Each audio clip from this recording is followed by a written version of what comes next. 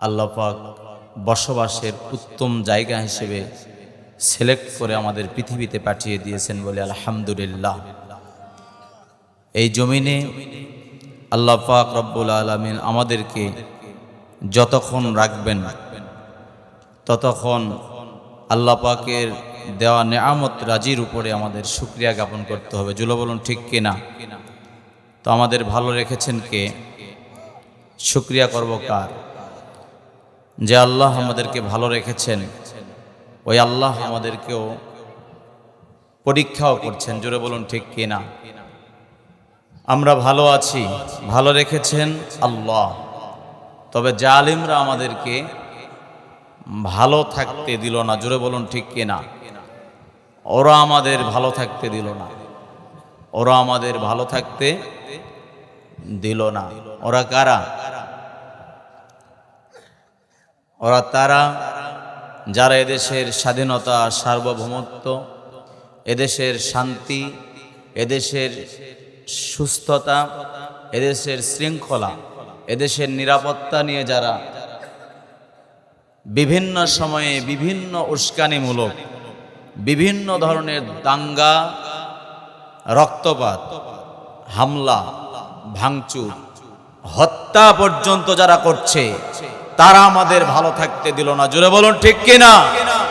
এদেশের স্বাধীনতা, সার্বভৌমত্ব, শৃঙ্খলা, নিরাপত্তা যারা ভঙ্গ করতে চায়, যারা হামলা করে, দাঙ্গা করে, যারা আমাদের সাইফুল ভাই, সাইফুল ইসলাম আলিফ ভাইয়ের মতো অ্যাডভোকেটকে শহীদ করে দেয়, এরকম ইসকন বাংলাদেশে থাকতে পারে না। জোরে বলুন ঠিক কিনা? এদেশের সার্বভৌমত্ব, উলামায়ে কেরাম, তৌহিদি মুসলমানের বদ্বীপ বাংলাদেশে ৯৯% মুসলমানের দেশে কোন দাদাদের রাহাজানি, সন্ত্রাসী, জঙ্গিপনা এদেশের মুসলমানরা সহ্য করেনি, করবে না। জুড়ে বলুন ঠিক কিনা? যারাই মাথা চারা দিয়েছে তাদেরকে আল্লাহ নাস্তেনাবুদ করেছিলেন, যারা মাথা চারা দিচ্ছেন আল্লাহ তাদেরকেও নাস্তেনাবুদ করছেন। যারা আবারও দুঃসাহস করবে আল্লাহ তাদেরকে পৃথিবীর মানচিত্র থেকে ফেরাউন, নমরুদ, আবু জাহেল, উতবা, সাইবা, সাদ্দাদের মতো এদেরকে পৃথিবীর মানচিত্র থেকে আল্লাহ নিষ্পেষণ করে তাদেরকে দুনিয়া থেকে বিদায় করে দিবেন। জোরে বলুন ঠিক কিনা? সুতরাং এদেশে আমরা ভেসে আসি নাই, এদেশের মুসলমান হিসেবে আমরা এদেশের জন্মগ্রহণ করেছি, এদেশের আমাদের ভোটার আইডি আছে, এদেশের আবহাওয়া, এদেশের জমিন, এদেশের বাতাস, এদেশের সব কিছুতে আমাদের অধিকার আছে। সংখ্যা গরিষ্ঠ হিসেবে নয়, এদেশে আমরা মানুষ হিসেবে, এদেশের বাসিন্দা হিসেবে এদেশে থাকবো, ইবাদত আমরা করব। তোমরা এদেশে দাঙ্গা হাঙ্গামা করার চেষ্টা করো, মুসলমান কিন্তু ছাড় দেবে না। জোরে বলুন ঠিক কিনা? তোমরা শহীদ অ্যাডভোকেট সাইফুল ইসলাম আলিফকে শহীদ করে দেওয়ার পরে আবার কেমন করে তোমাদের দুঃসাহস হয়, তোমরা আবার নতুন করে স্ট্যাটাস দাও। সবে মাত্র তো একজনকে লাশ করা হয়েছে। মুসলমান যদি চিন্ময় কৃষ্ণ দাসকে যদি মুক্তি না দেয়, আদালত যদি মুক্তি না দেয়, রাজপথে নাকি তারা ৩ কোটি সনাতনী ধর্মাবলম্বী নামের ইসকন সদস্য যারা আছে এরা নাকি রাজপথে নামবে, তারা নাকি আবারও লাশ ফেলাবে। আমি বলতে চাই, তোমরা যদি ৩ কোটি হও, আমাদের সংখ্যা হলো ১৫ কোটি। জোরে বলুন ঠিক কিনা? তোমরা যদি গৌর গোবিন্দের ভূমিকায় মাঠে নামো, আমরা বলবো শাহজালালের ভূমিকায় বাংলার তৌহিদি জনতা তোমাদেরকে দিল্লির দাদার কাছে পাঠিয়ে দিবে। জোরে বলুন ঠিক কিনা? তোমাদের পেতাত্তা যারা ছিল তারাও কিন্তু অলরেডি চলে গিয়েছে, তারা থাকতে পারে নাই। সুতরাং তাদের উত্তরসূরি হিসেবে যে তোমরা ওই কাজগুলি করতে চাও, কখনো কিস্তি হিসেবে, কখনো শ্রমিক হিসেবে, কখনো গার্মেন্টস হিসেবে, কখনো নার্স হিসেবে, কখনো বিভিন্নভাবে তোমরা যখন উস্কানিমূলক দাঙ্গা লাগানোর চেষ্টা করো, শান্তিপ্রিয় সুশৃঙ্খল এই দেশটার সার্বভৌমত্ব, স্বাধীনতার উপরে যখন হস্তক্ষেপ করতে চাও, ঠিক ওই মুহূর্তে কিন্তু বাংলার তৌহিদি মুসলমান চুপ থাকবে না। জোরে বলুন ঠিক কিনা? আমরা আবারও বলছি, ওরা আমাদের ভালো থাকতে দিল না। এজন্য আমরা ভালো থাকার জন্য রব্বে কারীমের উপর শুকরিয়া আদায় করছি, সবর করছি। আমরা যদি তাদের মতো আগ্রাসনী ভূমিকা পালন করতাম, এক সাইফুল ইসলাম আলিফ ভাইকে শহীদ করে দেওয়ার কারণে প্রত্যেকটা পাড়া মহল্লায় যত সনাতনী তথা অন্যান্য ধর্মাবলম্বী যারা আছে তাদেরকে রাস্তায় ফেলায়া, বাড়ি ঘরে আগুন দিয়া, মন্দির ভেঙে, মূর্তিগুলো ভেঙে তাদেরকে ঘর থেকে বের করতে দিতাম না। এটা আমরা পারতাম কি পারতাম না? আল্লাহ পাক রব্বুল আলামিন এই স্বাধীনতাটুকু আমাদেরকে দেন নাই। আল্লাহ পাক রব্বুল আলামিন বলেন, লা ইকরাহা ফিদ্দীন।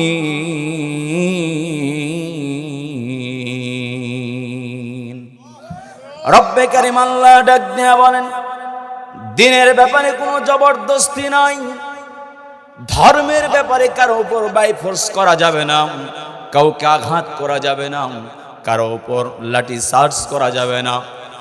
ধর্মের জন্য কাউকে প্রথমে উস্কানি দিয়ে তাদেরকে আঘাত করে তাদেরকে দেশান্তরিত করা যাবে না, বরং তাদেরকে আইডলের মাধ্যমে, আদর্শের মাধ্যমে তাদেরকে দ্বীনের দাওয়াত দিতে হবে। জোরে বলুন ঠিক কিনা? আল্লাহ পাক রব্বুল আলামিন ঘোষণা করেন, তোমরা উস্কানিতে কান লাগাবে না, দাঙ্গা হাঙ্গামা তোমরা করবে না। এই রক্তপাত যারা ঘটায় তাদের থেকে তোমরা ধৈর্য ধারণ করবে। কার্যকরী পদক্ষেপ আল্লাহ যেভাবে নিতে বলেছেন ঠিক ওভাবেই তোমরা নেবে। আল্লাহ পাক রব্বুল আলামিন বলেন, লাকুম দীনুকুম ওয়ালিয়া দীন। আল্লাহ পাক রব্বুল আলামিন বলেন, রাসূল আপনি বলে দিন, তোমরা যে বেঈমানরা আছো, তোমরা যে মূর্তি পূজা করো, তোমার কাজ তোমরা করো। ইসলামী দাওয়াতে কাজ হলো আমার রবের পক্ষ থেকে রিসালাতের দায়িত্ব আমি পেয়েছি, এই দায়িত্ব আমি পালন করব। যদি তোমাদের বুঝ আসে, যদি তোমাদের সহি সালামতে সহি সমঝ হয়, তাহলে তোমরা কালেমার মুসলমানিত্ব স্বীকার করে কালেমার সুশীতল ছায়ার নিচে এসে কালেমাওয়ালা মুসলমান হয় জান্নাতের রেজিস্ট্রেশন তোমরা করে তোমরাও জান্নাতের নিয়ামত পেতে পারবা। জোরে বলুন ঠিক কিনা? আল্লাহ পাকের রাসূল বলে দিয়েছেন, মান শাহিদা আল্লাহ ইলাহা ইল্লাল্লাহ ওয়া আন্না মুহাম্মাদার রাসূলুল্লাহ হারামা আলাইহিন নার।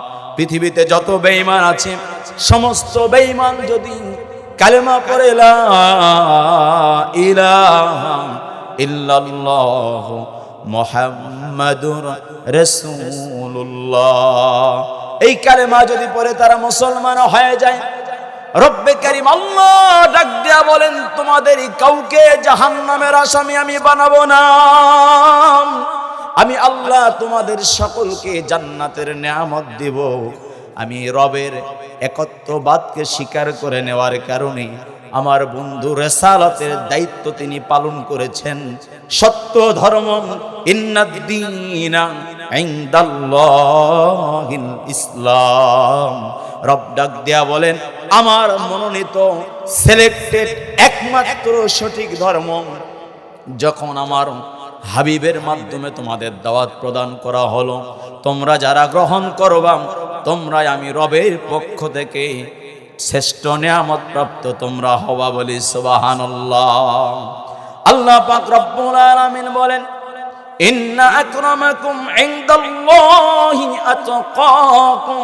তোমাদের মধ্য থেকে যারা তোমরা কালেমাওয়ালা মুসলমান হওয়ার পরে, তোমরা যারা ঈমান গ্রহণ করার পরে, লিয়াবলুয়াকুম আইয়ুকুম আহসানু আমালা, তোমরা যারা নেক আমলের উপরে চলার সর্বোচ্চ চেষ্টা করবা, রব্বে কারীম আল্লাহ ডাক দিয়া বলেন, তারাই তোমরা আমার প্রিয় বান্দা হওয়ার কারণে আমি রব তোমাদেরকে আমার পক্ষ থেকে জান্নাতের নিয়ামত দান করব। আমি আল্লাহ তোমাদেরকে অতি সম্মানিত করব। বলি সুবহানাল্লাহ। এজন্য মুসলমানরা আপনারা একটু অ্যালার্ট থাকবেন, একটু কনসিয়াসনেস আপনাদেরকে ধরে রাখতে হবে। আল্লাহ পাক রব্বুল আলামিন ওই বেঈমানদের ডাক দেয়া বলেন, মুশরিকদেরকে ডাক দেয়া বলেন, শোনো, আজকে তোমরা পৃথিবীতে যা করছো এই কাজগুলো তোমরা করো না। আমরা আপনাদেরকে একটু ভালোভাবে জানাইতে চাই, ইসকন নামক যে সংগঠনটা বাংলাদেশে রাহাজানি উস্কানি যারা করছেন, সনাতনী ধর্মাবলম্বী আমার ভাইরা যারা আছেন, আপনারা একটু ইতিহাস তালাশ করে দেখুন। আপনাদের মূলধারার ধর্ম যারা আপনারা সনাতনী ধর্ম পালন করেন, হিন্দু ধর্ম যারা পালন করেন, আমাদের কোনো আপত্তি নাই। বুঝ যদি না আসে জোর করে আপনাদেরকে আমরা কোনো বাই ফোর্সের মাধ্যমে ইসলাম গ্রহণ করতে বলবো না। কিন্তু আপনারা নিজেদের দিকেই তাকান। 1966 সালে সর্বপ্রথম আমেরিকাতে বসে যখন ইসকন নামক এই সংগঠনটা প্রতিষ্ঠিত হয়, এই প্রতিষ্ঠানের এই সংগঠনের প্রতিষ্ঠাতা যিনি, সে কিন্তু হিন্দু ধর্মাবলম্বীও নয়, সে কিন্তু হিন্দু ধর্ম কোনো শিক্ষা গ্রহণ করে নাই, বরং খ্রিস্টানদের চার্চে সে শিক্ষা গ্রহণ করার পরে সে ব্যবসায়িক একজন ফার্মাসিউটিক্যাল বা বিজনেসম্যান ছিল, একজন ঔষধের ব্যবসায়ী ছিল। হঠাৎ করে মধ্যযুগীয় নব্য চেতনাকে সামনে রেখে হিন্দুত্ববাদী কায়েম করার জন্য, অর্থাৎ হিন্দুত্ববাদী কায়েম তো নয়, বরং তাদের মূল চেতনা হলো, এদের মূল চেতনা হলো নির্যাবন করো আজি সকল ভুবন। তাদের মূল একটা বাণী উপরে লেখা থাকে, নির্যাবন করো আজি সকল ভুবন। অর্থাৎ পৃথিবীর যত্র তত্র সকল জায়গা থেকে যত মুসলমান আছে সব মুসলমানদের নিশ্চিহ্ন করে দাও। চিৎকার দিয়ে বলা যাবে কি নাউজুবিল্লাহ। ইসকনের প্রধান টার্গেট হলো যেখানেই মুসলমান সেখানেই তারা আগ্রাসনী ভূমিকা পালন করবে, যেখানেই মুসলমানের মসজিদ থাকবে, মাদ্রাসা থাকবে, যেখানেই মুসলমানের কোনো ধর্মীয় প্রতিষ্ঠান থাকবে, যেখানেই মুসলমান আমল করবে, সেই জায়গাগুলো তারা দখল করে, তারা আগ্রাসনী ভূমিকা পালন করে, দাঙ্গা হাঙ্গামার মাধ্যমে, রক্তপাতের মাধ্যমে তারা বিশৃঙ্খলা করে মুসলমানদের বিচ্ছিন্ন করতে চায়। জোরে বলুন ঠিক কিনা? আপনাদের একটু ইতিহাসটা স্মরণ করিয়ে দিতে চাই। মূলধারার সনাতন ধর্মাবলম্বী যারা ছিল, 1966 সালে নিউ ইয়র্কে বসে যখন এই ইসকন প্রতিষ্ঠিত হলো, ওই মুহূর্তে মূলধারার হিন্দু ধর্মাবলম্বী যারা ছিল, মুরব্বীরা সকলেই তারা ইসকনের বিরুদ্ধে রুখে দাঁড়িয়েছিল। ওই সময় যারা ইহুদি মতাবলম্বী ছিল, যারা খ্রিস্টান মতাবলম্বী ছিল, এদের মধ্য থেকে যে স্টিলসন, জুডা, হার্ভে কক্স, লারিসিন ও টমাস হেপসিন্স নামক কিছু ইহুদি দালালরা, এজেন্টরা, খ্রিস্টান এজেন্টরা, এরা ইসকন প্রতিষ্ঠা যে করেছিল তার পাশে গিয়ে দাঁড়িয়ে গিয়েছিল। এর পরবর্তী থেকে তামাম বিশ্বে একটু একটু করে তারা সংগঠনটা দাঁড় করেছিল।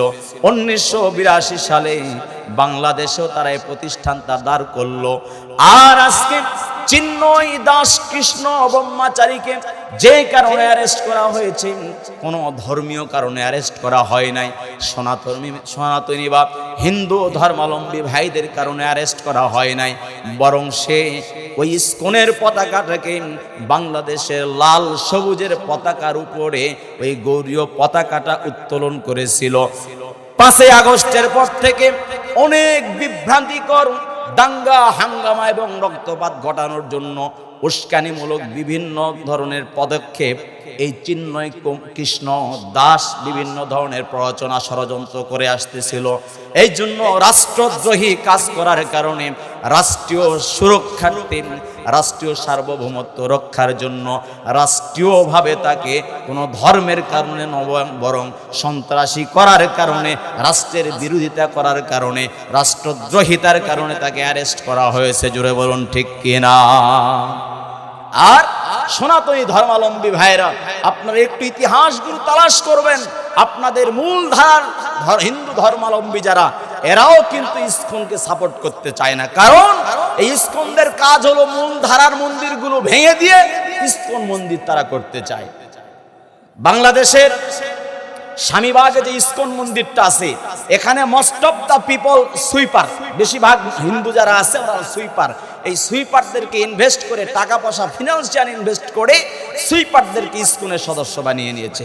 সিলেটের চায়ের সদস্য যারা, চা শ্রমিক যারা ছিল, এদেরকে এই চার শ্রমিকদেরকে ফিনান্সিয়াল ইনভেস্ট করে সিলেটেও তারা ইসকন সদস্য বানিয়ে নিয়েছে। এভাবে গরিব শ্রেণীর, নিম্ন শ্রেণীর হিন্দুদেরকে ইসকনের সদস্য বানায় নিতেছে। মানে মূলধারার হিন্দুদের মন্দিরও থাকবে না, সন্ত্রাসী মন্দির। আপনারা দেখেছেন prints media, electronics media, social মিডিয়াতে এরা মন্দিরে, ইসকনের মন্দিরে দেখা যায় শত শত তাদের অস্ত্র পাওয়া গিয়েছে। জোরে বলুন ঠিক কিনা? আমাদের মসজিদে তো অস্ত্র পাওয়া যায় না, আমাদের মাদ্রাসায় তো অস্ত্র পাওয়া যায় না, আমাদের খানকায় তো অস্ত্র পাওয়া যায় না। ইসকনের মন্দিরে অস্ত্র পাওয়া যায় মানে এই ইসকন সংগঠন পুরাটা সন্ত্রাসী জঙ্গিবাদ সংগঠন। জোরে বলুন ঠিক কিনা? এদেশে সন্ত্রাসী জঙ্গিবাদ সংগঠন থাকতে দেওয়া যাবে না। এদেশে যদি আরো দেরি করা হয়, এদেশের স্বাধীনতা, সার্বভৌমত্ব তো রক্ষা হবেই না, বরং এদেশের মুসলমানদেরকে এক সাইফুল ইসলাম আলিফ ভাইকে জবাই করে তারা ক্ষান্ত হয় নাই, আবারও তারা বধাত্মপূর্ণ আচরণ করবে। জোরে বলুন ঠিক কিনা? সুতরাং আমরাও দেখতে চাই তোমরা কতটা এরকম বধাত্মপূর্ণ আচরণ করতে পারো, আমরাও ছাড় দেব না। জোরে বলুন ঠিক কিনা? আল্লাহ পাক রব্বুল আলামিন বেঈমানদেরকে যখন ডাক দিয়া বলেন, ওয়া ইযা কিলা লাহুম লা তুফসিদু ফিল আরদি ক্বালু ইন্নামা নাহনু মুসলিহুন। আল্লাহ পাক রব্বুল আলামিন বলেন, ঈমানের সুশীতল ছায়ার নিচে তোমরা যারা আসতে পেরেছো, তারাও তোমরা কখনো ফিতনা করো না। আল ফিতনাতু আশাদ্দু মিনাল কতল। মুনাফিকদের আল্লাহ এলার্ট করে দেয়, নব মুসলমানদেরকে আল্লাহ এলার্ট করে দেয়, পাশাপাশি বেঈমান যারা আছে তাদেরকেও বলে দেয়, খবরদার আমার মুসলমান যেসব এলাকায় আমার মুসলমান বান্দারা বসবাস করবে, এই মুসলমানদের জন্য আমি আল্লাহ পৃথিবীকে টিকিয়ে রেখেছি। আল্লাহ বলেন তোমাদের কোনো পাওয়ার নাই, আমার একজন নেককার আল্লাহ আল্লাহ বলার মতো বান্দা যতক্ষণ পৃথিবীতে থাকবে আমি তাদেরকে এই পৃথিবীর ওয়ারিস বানিয়েছি। সুতরাং তারা থাকবে যতক্ষণ, তোমাদের মাতবরী পাওয়ার থাকবে ততক্ষণ। জোরে বলুন ঠিক কিনা? আল্লাহ পাক রব্বুল আলামিন বলেন, ওয়ালিল্লাহি মা ফিস সামাওয়াতি ওয়া মা ফিল আরদ। আসমানের মালিক আমি, জমিনের মালিক আমি, আসমান ও জমিনের মাঝামাঝি যা আছে সব কিছুর মালিক আমি, একচ্ছত্র মালিক আমি আল্লাহ। এই আসমান ও জমিনের মাঝেই পৃথিবীর মালিকানা আমি আল্লাহ কেবল মুসলমান নেককারদের দান করেছি। বলুন সুবহানাল্লাহ। আল্লাহ পাক রব্বুল আলামিন বলেন, ওয়ালিল্লাহিল আরদু ইয়ারিসুহা ইবাদিয়াস সালিহুন। আল্লাহ পাক রব্বুল আলামিন বলেন, পৃথিবীবাসী শোনো, কোন বেঈমানের জন্য পৃথিবী আমি অটল রাখি নাই, কোন মুনাফিকের জন্য পৃথিবী আমি স্থির রাখি নাই, কোন মুশরিক কাফেরের জন্য পৃথিবী আমি অটল রাখি নাই, বরং আমি আল্লাহ পাক পৃথিবীর উত্তম ওয়ারিস হিসেবে আমার নেককার মুমিন বান্দাদেরকে সিলেক্ট করে নিয়েছি। বলুন সুবহানাল্লাহ। এজন্য বেঈমানদেরকে যখন বলা হলো পৃথিবীতে খবরদার মুশরিক হয়ে, মুনাফিক হয়ে, কাফির হয়ে তোমরা বিশৃঙ্খলা করো না, রক্তপাত ঘটায়ও না, শান্তিকামী পৃথিবীবাসীকে অশান্তির রসানলে তোমরা ফেলিও না। ওই বেঈমানরা, মুনাফিকরা, ওই মুশরিকরা, কাফিররা বলে, ইন্নামা নাহনু মুসলিহুন, আমরাই তো শান্তিকামী, আমরা ইসকন কাজ হলো ধর্মীয় প্রতিষ্ঠান করা, ইসকনের কাজ হলো ধর্মীয় মন্দির বানানো, ইসকনের কাজ হলো মানুষদেরকে ধর্মীয় শিক্ষা দেওয়া। কিন্তু আল্লাহ বলেন না না, তোমরা মুখে বলো কিন্তু বাস্তবে এটা করো না। আল্লাহ বলেন, আলা ইন্নাহুম হুমুল মুফসিদুনা ওয়ালাকিন লা ইয়াশউরুন। আল্লাহ পাক বলেন, ওরাই হলো সন্ত্রাসী, ওরাই হলো জঙ্গি, ওরাই হলো উগ্রবাদী, ওরাই হলো ফিতনাকারী, ওরাই হলো খুনি, ওরাই হলো ডাকাত, ওরাই হলো রাজাকার, ওরাই হলো রাষ্ট্রের বিরোধিতা করে, ওরাই মুসলমান হত্যা করে, মুসলমানকে গুম করে, মুসলমানের মসজিদে হামলা করে, মুসলমানদেরকে পৃথিবী থেকে বিদায় করে দেওয়ার জন্য আগ্রাসনী ভূমিকা পালন করে। আবার বলে বেড়ায় ইন্নামা নাহনু মুসলিহুন, আল্লাহ বলেন খবরদার সাবধান হয়ে যাও, ইন্নাহুম হুমুল মুফসিদুনা, এরাই হলো ফিতনাকারী, এরাই হলো বিশৃঙ্খলাকারী, এরাই হলো সন্ত্রাসী, ওয়ালাকিল্লা ইয়াশউরুন, এরা বোঝেও না, বোঝার চেষ্টাও করে না, মেনেও নিতে চায় না। জোরে বলুন ঠিক কিনা?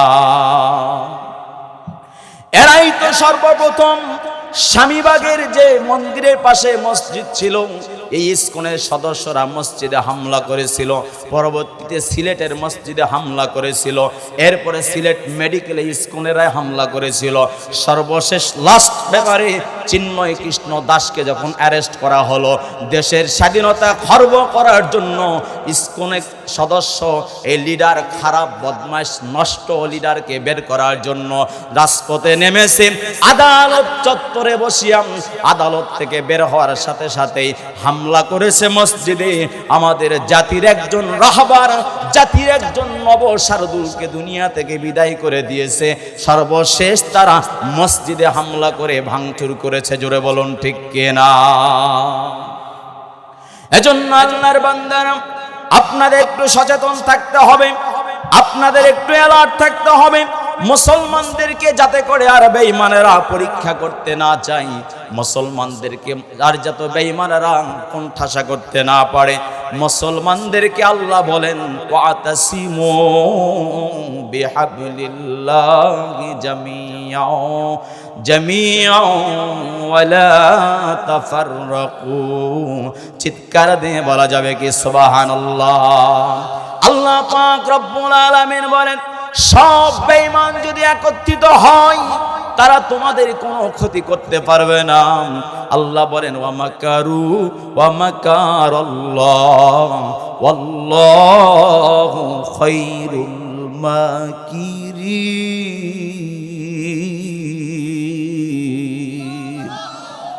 আল্লাহ পাক রব্বুল আলামিন বলেন বেঈমানরা যেই দুর্ভিসন আটুক না কেন, যত ষড়যন্ত্র চক্রান্ত করুক না কেন, সব ষড়যন্ত্র চক্রান্তকে নস্যাৎ করে দেব আমি আল্লাহ।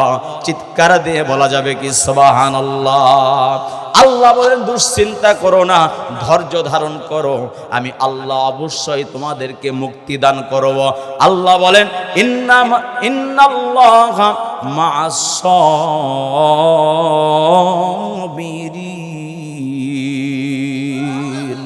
আল্লাহ বলেন শোনো, তোমরা যারা বিপদের মুহূর্তে ধৈর্য ধারণ করো, রাস্তায় অ্যাটাক করো নাই, হিন্দুদেরকে আঘাত করো নাই, সনাতনী ধর্মদেরকে আঘাত করো নাই, খ্রিস্টানকে আঘাত করো নাই, বৌদ্ধদেরকে আঘাত করো নাই, আঘাত করার স্বাধীনতা আমি আল্লাহ তোমাদেরকে দেই নাই।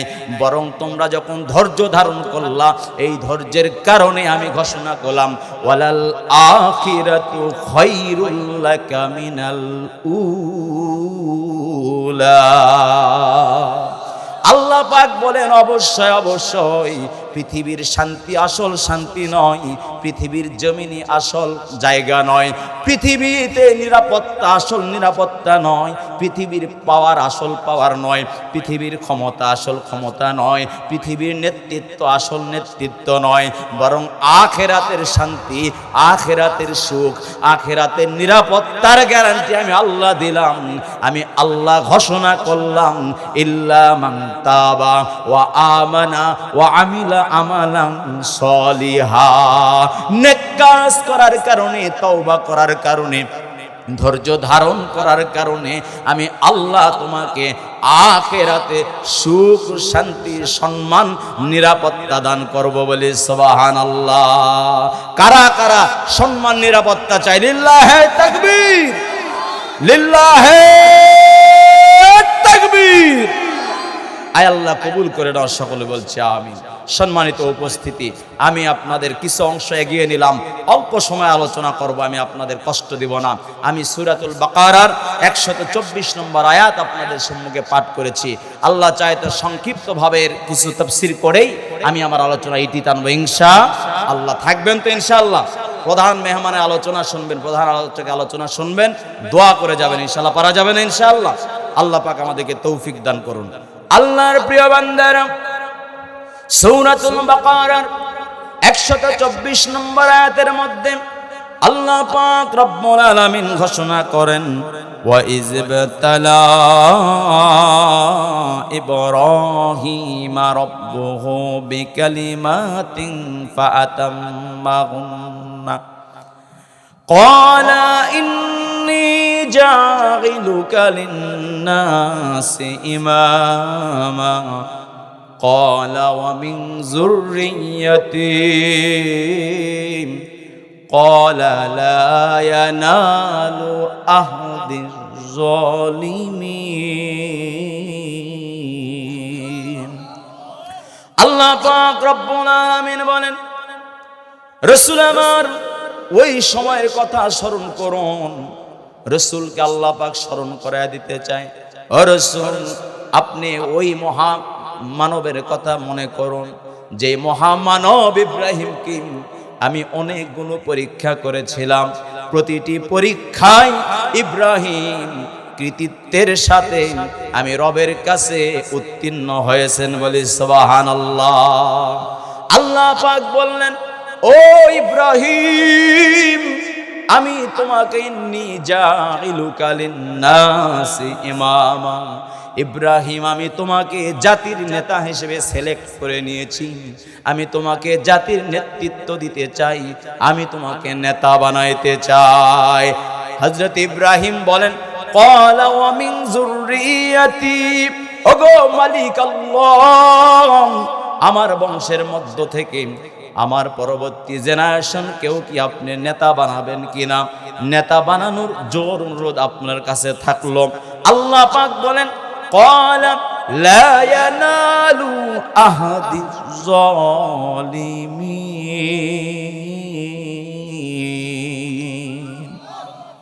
আল্লাহ পাক বলে, ইব্রাহিম তুমি আমার কাছে দরখাস্ত করেছ, আমি তোমার দরখাস্ত কবুল করলাম। তবে শুনে রাখো, যারা তোমার পরবর্তী জেনারেশনের মধ্যে পড়েন, এই জালিমদেরকে আমি ক্ষমতা দিয়া পরীক্ষা করব, কিন্তু ক্ষমতার স্থায়ীভাবে আমি তাদেরকে রাখবো না। নেতৃত্বের আসন থেকে আমি তাদেরকে টেনে হিসেবে বের করে দিব। বলুন ঠিক কিনা? সূরা বাকারার 124 নম্বর আয়াতে আল্লাহ পাক ইব্রাহিম আলাইহিস সালাতু ওয়াস সালামের পরীক্ষার কথা বলেন। কোরআনুল কারীমের বিভিন্ন জায়গায় ইব্রাহিম আলাইহিস সালাতু ওয়াস সালামের অনেকগুলো পরীক্ষার কথা এসেছে। পরীক্ষার মধ্য থেকে কেউ কেউ বলেন মুফাসসির কেরামগণের মধ্য থেকে 10টা পরীক্ষা, কোন কোন মুফাসসির বলেন 20টা পরীক্ষা, কেউ কেউ বলেন 30টারও বেশি পরীক্ষা ইব্রাহিম আলাইহিস সালাতু ওয়াস সালাম দিয়েছিলেন। প্রত্যেকটি পরীক্ষায় আল্লাহ পাক রব্বুল আলামিনের উপর ভরসা করে তিনি চলেছেন, আর পরীক্ষাতে তিনি কৃতকার্য হয়েছেন, সফল হয়েছেন, উত্তীর্ণ হয়েছেন, বলি সুবহানাল্লাহ। সে ইব্রাহিম আলাইহিস সালাতু ওয়াস সালামের পরীক্ষা, আমি ধারাবাহিক কয়েকটি পরীক্ষার কথা আমি আপনাদের কাছে বলতে চাই। কতটুকু সময় পাবো জানি না, সিগন্যাল হলেই আমি আলোচনা শেষ করে দেবো ইনশাআল্লাহ। বাকি সামনে চলতে থাকবো। এখন যে মহামানবের কথা আমি বলছি, ইব্রাহিম আলাইহিস সালাম, ইব্রাহিম আলাইহিস সালামের কতগুলো পরিচয় আছে। তিনি তো নবী, এছাড়াও তার অনেক পরিচয় আছে। তার আজকে মোটামুটি 5টা পরিচয় আপনাদের সম্মুখে দিব, একটু শুনবেন কিনা? 1 নাম্বার পরিচয় হলো, অতি সংক্ষেপে বলছি, মান হুয়া ইব্রাহিম। ইব্রাহিম আলাইহিস সালাতু ওয়াস সালামের প্রথম পরিচয় হলেন ওয়া হুয়া আবুল আম্বিয়া, তিনি হলেন সমস্ত নবীদের পিতা। বলুন সুবহানাল্লাহ। ইব্রাহিম আলাইহিস সালামের পরিচয় হলো তিনি সমস্ত নবীদের পিতা। এখন আপনারা বলবেন যে সবার পিতা তো আদম আলাইহিস সালাম, জোরে বলুন ঠিক কিনা?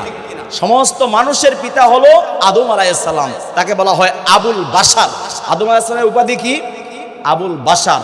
আর ইব্রাহিম ইসলাম আরেকটা পরিচয় হলো আবুল আম্বিয়া, সমস্ত পয়গম্বরদের পিতা তিনি। একটু সহজ করে দেই, তাফসীরের কিতাব, তারিখের কিতাবের মধ্যে পাওয়া যায় আদম থেকে শুরু করে ঈসা পর্যন্ত, আদম থেকে শুরু করে মুহাম্মদ সাল্লাল্লাহু আলাইহি ওয়াসাল্লাম পর্যন্ত যত পয়গম্বর নবী এসেছেন, সমস্ত পয়গম্বরদের মধ্য থেকে মাত্র 10 থেকে 12 জন নবী ইব্রাহিম আলাইহিস সালামের বংশের বাহিরে। তাছাড়া সমস্ত পয়গম্বর এর গোড়া গিয়ে ঠিকেছে ইব্রাহিম আলাইহিস সালামের গোড়ায়। বলুন সুবহানাল্লাহ। আমরা সকলে জানি ইব্রাহিম আলাইহিস সালাতু ওয়াস সালামের দুই বিবি ছিলেন। প্রথম বিবির নাম সারা, সারার গর্ভে ইসহাক আলাইহিস সালাম। দ্বিতীয় বিবির নাম হলো হাজেরা, হাজেরার গর্ভে ইসমাইল আলাইহিস সালাতু ওয়াস সালাম। জুড়ে বলুন ঠিক কিনা?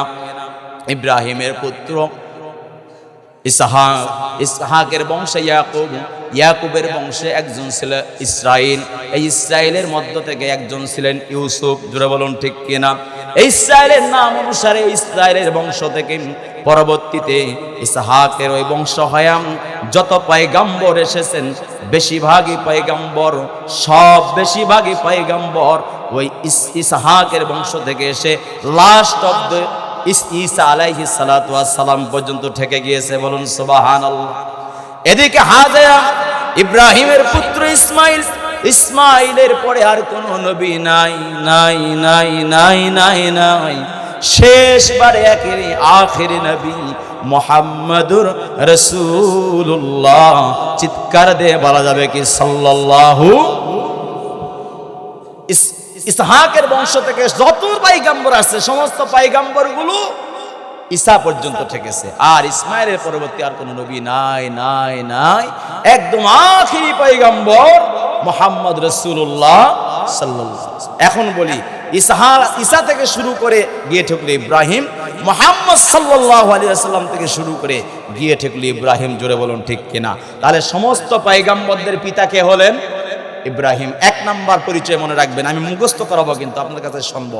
এক নাম্বার পরিচয় সমস্ত নবীদের পিতা, নবীদের পিতা। দুই নাম্বার পরিচয় ইব্রাহিম আলাইহিস সালাতু ওয়াস সালামের দুই নাম্বার পরিচয় হলো ওয়া হুয়া আবুল উম্মাহ, তিনি হলেন সমস্ত জাতির পিতা। জোরে বলুন সুবহানাল্লাহ। জাতির পিতার নাম কি? জোরে বলুন, জাতির পিতার নাম কি? এই 16 বছর আর বলেন নাই তো, এই জন্য ভয় পেয়ে গেছেন। জোরে বলুন ঠিক কিনা? 16 বছরে আপনারা ভয় পাইছেন, অন্য কিছু বলছেন, ঠিক নাকি? এখন আর বলতো ভয় হচ্ছে জাতির পিতার নাম, ঠিক কিনা? জাতির পিতার নাম কি? জোরে বলুন। আল্লাহ পাক রব্বুল আলামিন বলেন, জাতির পিতার নাম তিনি ঘোষণা করে দেন মিল্লাত আবিকুম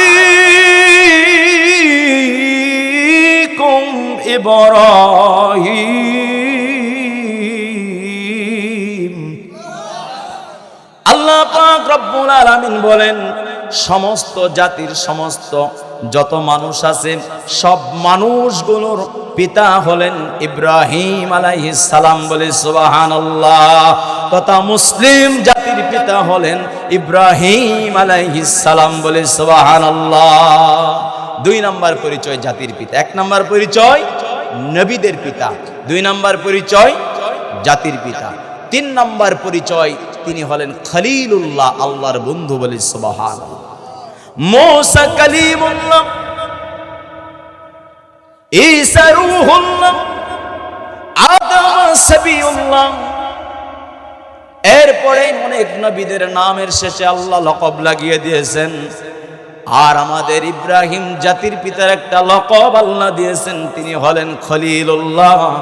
আখেরি পয়গম্বরের লকব হলো ওয়া হুয়া হাবিবুল্লাহ।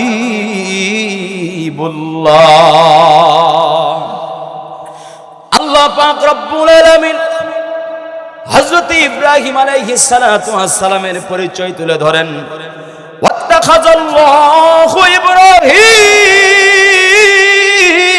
খলিলা। আল্লাহ পাক ইব্রাহিম আলাইহিস সালাতু ওয়াস সালামের পরিচয় তুলে ধরেন, আল্লাহ পাক তাকে খলিল হিসেবে গ্রহণ করেছেন। বলে সুবহানাল্লাহ। এক নাম্বার পরিচয় বলেন নবীদের পিতা, এক নাম্বার পরিচয়। দুই নাম্বার পরিচয় বলেন, তিন নাম্বার পরিচয় বলেন খলিলুল্লাহ 3 নাম্বার পরিচয় খলিলুল্লাহ। 4 নাম্বার পরিচয় হলো তিনি হলেন বানিউল কাবা, তথা কাবা ঘরের রিকনস্ট্রাকশন করেছেন তিনি, কাবা ঘরের পুনর্নির্মাণকারী। আল্লাহ পাক দেখায়া দিলেন ইব্রাহিম তুমি তোমার ছেলেকে নিয়ে কাবা ঘর নির্মাণ করো বলে, সুবহানাল্লাহ। তাকে বানিউল কাবা বলা হয়, কাবা ঘরের প্রতিষ্ঠাকারী তথা পুনর্নির্মাণকারী বলা হয়, বলুন সুবহানাল্লাহ। আল্লাহ পাক রব্বুল আলামিন বলেন وَإِذْ يَرْفَعُ إِبْرَاهِيمُ الْقَوَاعِدَ مِنَ الْبَيْتِ।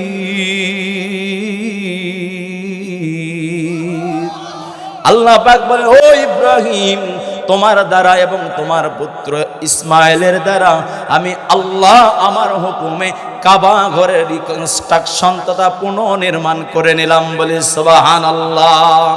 সর্বশেষ 5 নাম্বার পরিচয় আমি আপনাদের সম্মুখে দেব।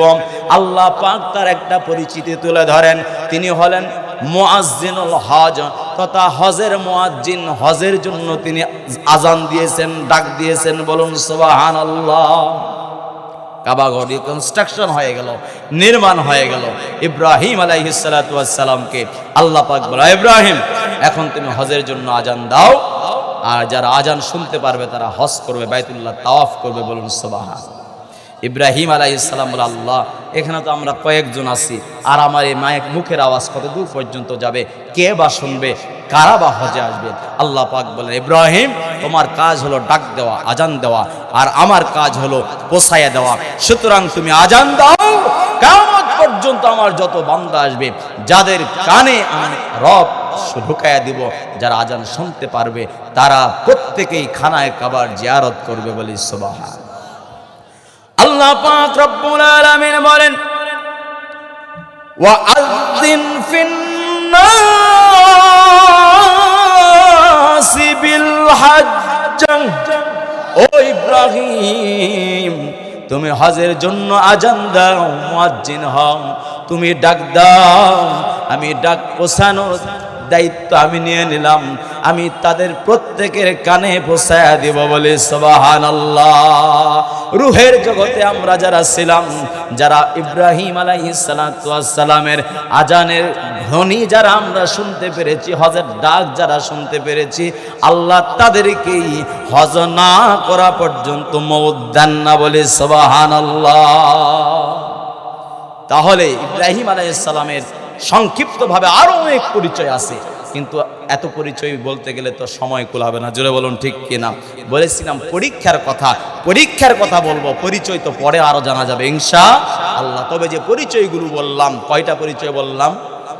1 নাম্বার পরিচয় নবীদের পিতা, 1 নাম্বার পরিচয়। 2 নাম্বার পরিচয় জাতির পিতা, 3 নাম্বার পরিচয় খলিলুল্লাহ, 4 নাম্বার পরিচয় কাবা ঘর নির্মাণকারী, 5 নাম্বার পরিচয় হজের মুয়াজ্জিন, হজের মুয়াজ্জিন। আবারও বলছি 1 নাম্বার পরিচয় বলেন নবীদের পিতা, নবীদের 2 নাম্বার পরিচয়, 3 নাম্বার পরিচয়, 4 নাম্বার পরিচয় কাবা ঘর নির্মাণকারী, 5 নাম্বার পরিচয়। এখন যদি কেউ বুঝে থাকেন ইয়াংদের মধ্য থেকে একজন বলবেন, কারণ সার্ফ ব্রেন ইয়াংদেরই হয়, জোরে বলুন ঠিক কিনা। বুড়া যারা হয়েছে, বৃদ্ধ হয়েছে, তাদের একটু মনে একটু এলোমেলো হয়ে যাবে। তো আমি যত জায়গায় আলহামদুলিল্লাহ পরীক্ষা করেছি, বিভিন্ন প্রেক্ষাপটকে দেখেছি, বেশিরভাগ সময় মুরব্বীরাই পারছে, বুড়ারা শোনে না, বুড়ারা ঠিক মতো শোনে আর কি, আর ইয়াংরা ঠিক মতো শোনে না। তো দেখি আজকে বৃদ্ধরা ফার্স্ট হয় নাকি ইয়াংরা ফার্স্ট হয়, বৃদ্ধদের মধ্যে থেকে হাত আগে ওঠে নাকি পুরুষদের মধ্যে থেকে হাত, মানে যুবকদের মধ্যে থেকে হাত আগে ওঠে, আমি জানতে চাই, কে বলতে পারবেন? লিল্লাহে তাকবীর, লিল্লাহে তাকবীর। জি বলেন পরিচয়, 5টা পরিচয়। জি জি জি জি হজের মুয়াজ্জিন, লিল্লাহে তাকবীর, লিল্লাহে তাকবীর। আপনাদের সবাইকে আর করলাম না, তার মানে আপনারা সকলেই পারবেন ইনশাআল্লাহ। আর পরীক্ষা করলাম না, পারবেন না ইনশাআল্লাহ। এখন আসুন সামনের দিকে এগোতে চাই, শুনবেন তো ইনশাআল্লাহ। ইব্রাহিম আলাইহিস সালাতু ওয়াস সালাম জাতির পিতা ছিলেন, খলিলুল্লাহ ছিলেন, কাবা ঘর রিকনস্ট্রাকশনকারী ছিলেন, হজের মুয়াজ্জিন ছিলেন, নবীদের পিতা ছিলেন, আল্লাহ পাক তাকে অনেকগুলো পরীক্ষা করেছেন। আল্লাহ পাক বলেন ওয়াইজতালাম ইব্রাহিম রাব্বুহু বিকালিমাতিন ফাতাম্মাহুন্না। আল্লাহ পাক বলেন অনেকগুলো পরীক্ষা আমার বন্ধু খলিল ইব্রাহিমের কাছ থেকে নিয়েছি, কিন্তু প্রত্যেকটি পরীক্ষাতেই তিনি আল্লাহ তাআলা রহমতের সফলতা লাভ করেছেন। বলি সুবহানাল্লাহ। এক নম্বর পরীক্ষা আপনাদের সম্মুখে বলবো, দীর্ঘ সময় বলতে পারবো না। আল্লাহ পাক ইব্রাহিম আলাইহিস সালাতু ওয়াস সালামকে নবুয়তের পরীক্ষা করেছেন। বলি সুবহানাল্লাহ। প্রতিটি পয়গম্বরকে আল্লাহ নবুয়তের পরীক্ষা নিয়েছেন। ইব্রাহিম আলাইহিস সালাতু ওয়াস সালামকে আল্লাহ নবুয়তের পরীক্ষা নিয়েছেন। সংক্ষেপে ভাবে বলছি, ইব্রাহিম আলাইহিস সালাতু ওয়াস সালাম প্রথম যখন দাওয়াত দিলেন তার বিবি সারার কাছে দাওয়াত দিয়েছেন। বলি সুবহানাল্লাহ। সর্বশেষ আরো একটা কথা আমি আপনাদেরকে বলি, ইব্রাহিম আলাইহিস সালাতু ওয়াস সালাম এখনো যখন বিবাহ করে নাই, বিবাহের আগেই তার নিজের পরিবারের কাছে আগে দাওয়াত দিয়েছেন। দাওয়াতি কাজ আমাদের নবীজি যখন বিবাহ করেছিলেন তার বাবাও নাই, মাও ইন্তেকাল করেছিলেন, এজন্য মা বাবার কাছে দাওয়াত দিতে পারে নাই। ইব্রাহিম আলাইহিস সালাম যখন নবুয়তের জিম্মাদার পেয়ে গেলেন, যখন আল্লাহ পাকের হুকুম হয়ে গেল, আল্লাহ পাক ইব্রাহিম আলাইহিস সালাতু ওয়াস সালামকে পরীক্ষা করলেন। তিনিও পরীক্ষায় কৃতকার্য হয়ে গেলেন। আল্লাহ পাকের পরিচয় তিনি খুঁজতে গিয়ে মাঝে মাঝে আকাশের তারকার দিকে তাকায়, এরপরে চন্দ্রের দিকে তাকায়, বড় বড় গাছপালার দিকে তাকায়, সূর্যের দিকে তাকায়। সব যখন অস্তমিত হয়ে যায়, আল্লাহ পাকের পয়গম্বর ইব্রাহিম আলাইহিস সালাতু ওয়াস সালাম সর্বশেষ তিনি সব দিক থেকে মুখ ফেরায়া তিনি ঘোষণা করলেন, ইন্নী ওয়াজ্জাহতু ওয়াজহিয়া লিল্লাযী ফাতারাস সামাওয়াতি ওয়াল আরদা হানিফাও ওয়া মা আনা মিনাল মুশরিকিন। ইব্রাহিম আলাইহিস সালাতু ওয়াস সালাম সব দিক থেকে মুখটা ফেরায়া বললেন, আল্লাহ তুমি আমার রব, আমি চন্দ্রকে রব মানি না, সূর্যকে রব মানি না, গাছগাছালাকে রব মানি না, আমি তারকাকে রব মানি না। সৃষ্টি তো এগুলো, সৃষ্টি কখনো রব হতে পারে না, তুমি আমার রব। বলুন সুবহানাল্লাহ। ইব্রাহিম আলাইহিস সালাতু ওয়াস সালাম প্রথমেই তার বাবাকে দাওয়াত দিলেন, বাবাকে সাবধান করলেন। নবুয়তির পরীক্ষা যখন চলছিল, ইব্রাহিম আলাইহিস সালাতু ওয়াস সালাম যখন দাওয়াত দেয়, সূরাতুল আনআমের ৭৪ নম্বর আয়াতে আল্লাহ কোট করে তুলে ধরলেন। আল্লাহ পাক বলেন, ইব্রাহিম আলাইহিস সালাতু ওয়াস সালাম তার বাবাকে বলছেন, ওয়া ইয ক্বালা ইব্রাহিমু লিআবিহি আযারা আতাত্তাখিযু আসনামান আলিহাতান ইন্নী আরাকা ওয়া কওমাকা ফী দালালিম মুবিন। ইব্রাহিম বলে, ও বাবা যান, আযর হলো মূর্তি বানায় যে তাকে আযর বলা হয়। আল্লাহ পাক বলেন তার বাবা আযরকে ইব্রাহিম দাওয়াত দিলেন, ও বাবা তুমি কি এখনো মূর্তি পূজা করবা নাকি? এখনো মূর্তি বানাবা নাকি? এখনো মূর্তির সাথে লেগে থাকবা নাকি? আমি তো দেখতেছি এই মূর্তিগুলোকে তুমি যদি, আবার তোমার কওমের লোকেরা যদি এই মূর্তিগুলোকে, দেবতাগুলোকে যদি রব হিসেবে মেনে নেয়, তারা যদি এদেরকে পূজা করে, এদের ইবাদত করে, আমি নিঃসন্দেহে প্রকাশ্যে তোমাদেরকে ভ্রষ্টতার মধ্যে, দলালের মধ্যে, গোমরাহির মধ্যে, ধ্বংসের মধ্যে দেখতেছি। বলুন নাউজুবিল্লাহ। যখন বলে যে তোমরা কি এখন এগুলো করবা, এখনো কি মূর্তি পূজা করবা, তোমরা এগুলো করো না, কারণ এই মূর্তির তো কোনো ক্ষমতা নাই। জোরে বলুন ঠিক কি না? বাবা এবার উত্তর দেয়, দেখেন নিজের বাবাকে যখন দাওয়াত দিল, বাবা যদি কাছে না থাকে, সাপোর্ট না করে, একটা ছেলে যদি আগুনে পড়ে যায়, সেই পরীক্ষাও সামনে আসবে, বলতে পারবো না। আপনারা সকলে জানেন, ইতিহাস বলবে। বাবাকে যখন দ্বীনের দাওয়াত দেওয়া হলো, একত্ববাদের দাওয়াত দেওয়া হলো, বাবার উত্তর শুনুন। বাবা বলেন, আল্লাহ পাক কোট করে তুলে ধরেছেন।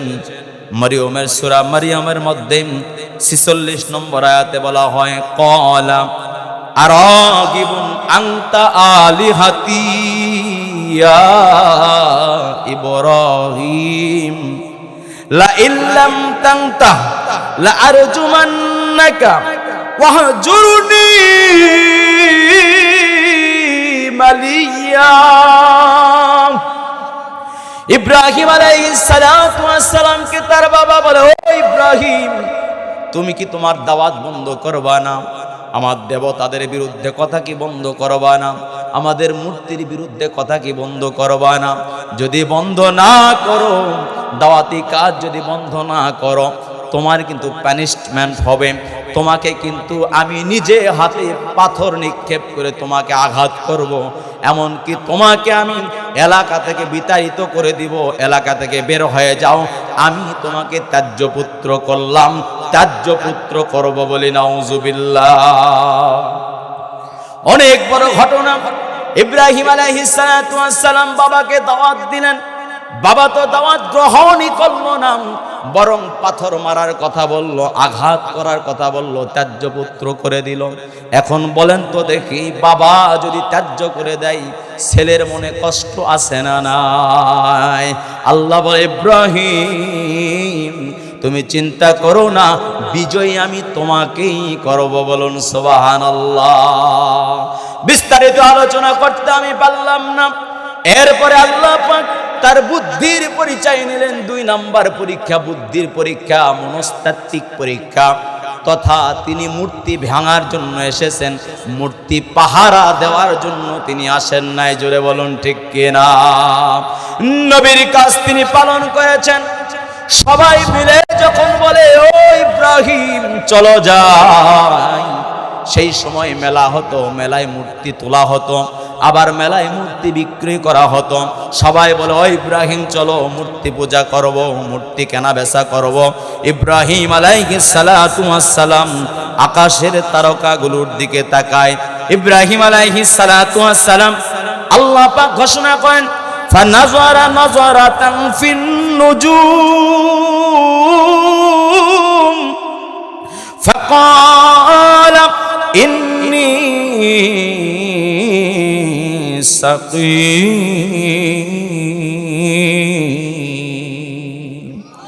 ইব্রাহিম আলাইহিস সালাতু ওয়াস সালাম আকাশের তারকার দিকে তাকাইলেন। এরপরে বললেন, আমি তো অসুস্থ, আমি যেতে পারবো না। আল্লাহ বলেন, সে মূর্তি পূজায় গেল না, মেলাতে গেল না, মুখটা ফিরায় আনিয়া অবস্থান করলো। আর এর আগে ইব্রাহিম বলে নিয়েছিল, তোমরা যদি মূর্তি পূজা বন্ধ না করো, এই মূর্তি কি হয় আমি দেখে নেব, মূর্তির কি অবস্থা হয় তোমরাও দেখতে পারবা। সবাই যখন মেলায় চলে গিয়েছে, আল্লাহ পাক রব্বুল আলামিনের পয়গম্বর ইব্রাহিম আলাইহিস সালাতু ওয়াস সালাম ওই মূর্তিগুলোর কাছে যায়। গিয়া মূর্তিকে 2টা প্রশ্ন জিজ্ঞাসা করে। আল্লাহ পাক তুলে ধরেছেন সূরাতুস সাফফাতের মধ্যে, আল্লাহ পাক তুলে ধরেছেন, ফারাগা ইলা আলিহাতিহিম ফাকালা আলা তাকুলুন। আল্লাহ পাক ইব্রাহিম আলাইহিস সালাতু ওয়াস সালামের কথাটা নকল করে তুলে ধরেছেন। সূরাতুস সাফফাতের মধ্যে আলোচনা করা হয়েছে, ইব্রাহিম আলাইহিস সালাতু ওয়াস সালাম ওই মূর্তিগুলোর কাছে গিয়া বলে, এই তোমরা খাও না কেন? খাও। 1 নাম্বার প্রশ্ন হলো, তোমরা খাচ্ছ না কেন? এত খাবার রেখে দিয়ে গেছে তোমাদেরকে, খাও না কেন? আচ্ছা বলেন তো, খাইতে পারবে? 2 নাম্বার প্রশ্ন, আল্লাহ পাক বলেন, ইব্রাহিম আলাইহিস সালাম আবার প্রশ্ন করেন, মা লাকুম লা তানতিকুন, কথা বলতিছো না কেন? কথা বলো, আমি তো তোমাদের সাথে কথা বলার জন্যই আসছি, একটু কথা বলো আমার সাথে। আচ্ছা বলেন তো, মূর্তি কথা বলতে পারবে?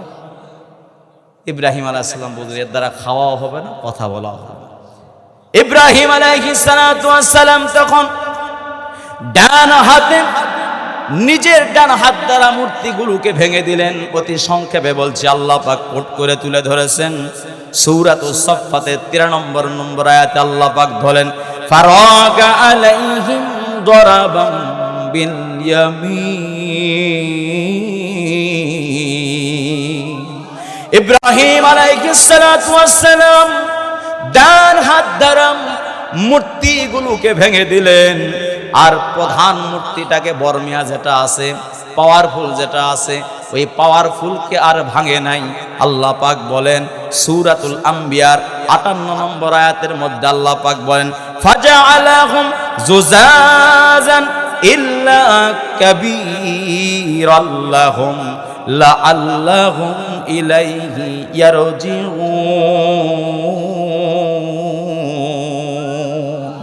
আল্লাহ পাক বলেন বর্মিয়াকে বাদ দিয়া সব মূর্তিগুলোকে ভেঙে ফেলেছে, যাতে ওই বেঈমানরা বুঝতে পারে যে চাঁদা যেন ভালোর দিকে ফিরে আসে, কিন্তু বুঝ আসে না।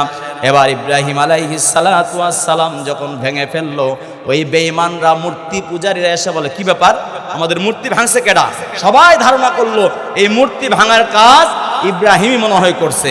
আল্লাহ পাক বলেন সবাই বলতেছেন ও ইব্রাহিম তুমি কেন মূর্তি ভাঙছো? তোমার কাজ ছাড়া এই কাজটা আর কেউই করে নাই। এই দলিল দিতে গেলে অনেক সময় লেগে যাবে, আমি বলতে পারবো না। সর্বশেষ আল্লাহ পাক ইব্রাহিম আলাইহিস সালাতু ওয়াস সালামের জবান থেকে যেটা বের করে দিয়েছেন সেটা আল্লাহ পাক কোট করে তুলে ধরেন ক্বালা বাল ফাআলাহু কাবীরুহুম হাযা ফাসআলুহুম ইন কানু ইয়ানতিকুন।